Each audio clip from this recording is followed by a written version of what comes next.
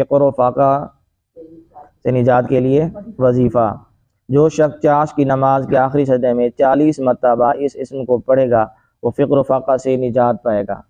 فقر و فاقہ کہتے ہیں تنگ دستی کو، کہ بندے کے حالات جو ہے وہ خراب ہو جائیں، اور اسی طرح اس کے پاس جو ہے وہ پیسہ ختم ہو جائے، یہاں تک کہ کھانے پینے کے معاملات اور اس طرح کی چیزیں جو ہے اس کو میسر نہ ہوں، ہر طرح سے پریشان ہی ہے، تو پھر اس کو کیا کرنا چاہیے؟ یہ وظیفہ جو ہے وہ پڑھنا چاہیے۔ چاش کے وقت، چاش کا وقت کیا ہے؟ ابھی یہ وقت گزر رہا ہے، یہ چاش کا وقت ہے۔ صبح کی نماز ادا کی جاتی ہے، نماز پڑھنے کے بعد سورج نکلتا ہے، ٹھیک ہے، اس کے 20 منٹ بعد اشراق کا وقت ہوتا ہے، ٹھیک ہے نا، پھر گھنٹہ کے بعد جو ہے وہ چاش کا وقت ہوتا ہے۔ اب یہ جو وقت گزر رہا ہے یہ کیا ہے؟ چاش کا وقت ہے۔ تو اس وقت جو ہے وہ نفل پڑھے تو چاش کے 2 سے لے کر 12 تک رکعتیں ہوتی ہیں، 2 پڑھے، 4 پڑھے، 6 پڑھے، 8 پڑھے، 10 پڑھے یا پورا 12 پڑھے، اس کی مرضی ہے۔ تو جب آخری رکعت پڑھے گا تو آخری سجدے میں جب سجدہ کرے گا تو آخری سجدے میں اللہ تبارک و تعالیٰ کے اسماء الحسنی میں سے ایک اسم ہے یا وہاب، یا وہاب، تو اس کو 40 مرتبہ اس کو پڑھے گا آخری سجدے کے اندر، 40 مرتبہ یا وہاب یا وہاب یا وہاب پڑھتا رہے گا تو اللہ تبارک و تعالیٰ اس اسم کی برکت سے اس کے حالات جو ہے وہ بہتر فرما دے گا اور اس کو فقر و فاقہ سے نجات مل جائے گی۔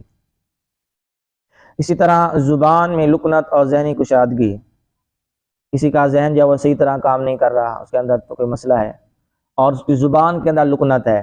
زبان کے اندر لکنت کیا ہوتی ہے؟ کہ بندہ جو ہے وہ صحیح نہیں بول سکتا، اڑ کر بولتا ہے، اکلا کر بولتا ہے، ٹھیک ہے نا، اس طرح بولتا ہے کہ سامنے والے کو سمجھ نہیں آتی، اور بعض اوقات لوگ اس پر ہنسی مذاق اڑاتے ہیں، اس کو بولنا نہیں آتا، تو اس میں کیا ہوتی ہے؟ زبان میں لکنت ہوتی ہے، اس کا اس میں کوئی اپنا قصور نہیں ہوتا، زبان میں لکنت ہوتی ہے۔ اگر کسی کی زبان میں لکنت ہے تو اس کو دور کرنے کے لیے روزانہ 3 مرتبہ اس کو پڑھے گا، اور اگر ذہنی کشادگی ہے تو پھر کیا کرے گا؟ علمی ترقی حاصل کرنے کے لیے، ذہن کو وسیع کرنے کے لیے، کشادہ کرنے کے لیے، تو پھر وہ 21 مرتبہ پڑھے گا۔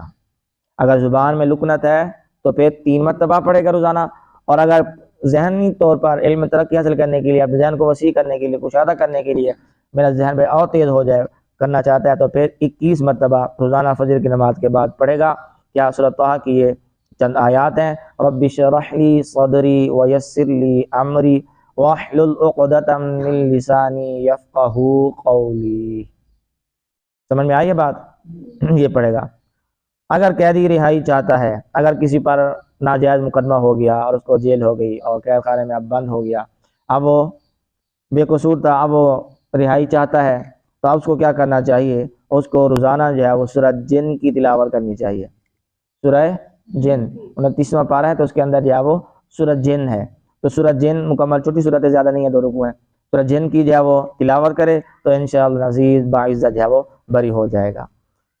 بدن پر داغ یا دھبے دور کرنے کے لیے، کسی کے جسم پر، چہرے پر بعض اوقات ہوتے ہیں یا جسم کے کسی اور حصے پر، ٹھیک ہے، دانے وغیرہ ہوتے ہیں اور وہ صحیح نہیں ہو رہے، بہت اس نے کریم استعمال کر لی، بہت اس نے علاج کر لیا، ڈاکٹروں کے پاس، حکیموں کے پاس جا کر جو ہے وہ خار ہو گیا، لیکن اس کے یہ داغ دھبے جو ہے وہ ختم نہیں ہو رہے، تو اس کو کیا کرنا چاہیے؟ تو اس کو 41 مرتبہ اس آیت کو پڑھ کر دوا پر پھونکے، جو دوا لی ہے نا اس نے وہ لگانے کے لیے چہرے پر، تو 21 مرتبہ یہ ایک جو کلمہ ہے مسلمۃ اللہ شیۃ فیہا، مسلمۃ اللہ شیۃ فیہا، یہ قرآن پاک کے پہلے پارے میں سے آیت ہے، اس کا ایک یہ جملہ ہے، ٹھیک ہے نا، مسلمۃ اللہ شیۃ فیہا، تو اس نے جو دوا لی ہے ڈاکٹر سے، یہ 21 مرتبہ اس کو 41 مرتبہ اس کو پڑھے گا۔ بدن پر داغ دھبے دور کرنے کے لیے وظیفہ کیا ہے؟ کہ اگر کسی کے جسم پر، چہرے پر یا کسی کے جسم کے کسی اور حصے پر دانے وغیرہ ہیں اور علاج کرنے کے بعد بھی وہ درست نہیں ہو رہے، تو قرآن پاک کا وظیفہ ہے، قرآن پاک کی ایک آیات کا ایک حصہ ہے مسلمۃ اللہ شیۃ فیہا، تو اس نے جا کر ڈاکٹر سے جو دوائی لی ہے چہرے پر لگانے کے لیے یا دانوں پر لگانے کے لیے جہاں دانے ہیں، تو 41 مرتبہ یہ مسلمۃ اللہ شیۃ فیہا، مسلمۃ اللہ شیۃ فیہا گن کر 41 مرتبہ پڑھے گا، پڑھ کر اس دوا کے اوپر جو ہے پھونک مار دے، پھر اس دوا کو جو ہے وہ استعمال کرے تو انشاءاللہ العزیز داغ دھبوں سے جو ہے وہ جلد جو ہے وہ نجات پا لے گا اور اس کا چہرہ، اس کا جسم جو ہے بالکل صاف ستھرا ہو جائے گا۔ رب تعالی ہمیں ان کلمات پر عمل کرنے کی توفیق عطا فرمائے۔ آمین۔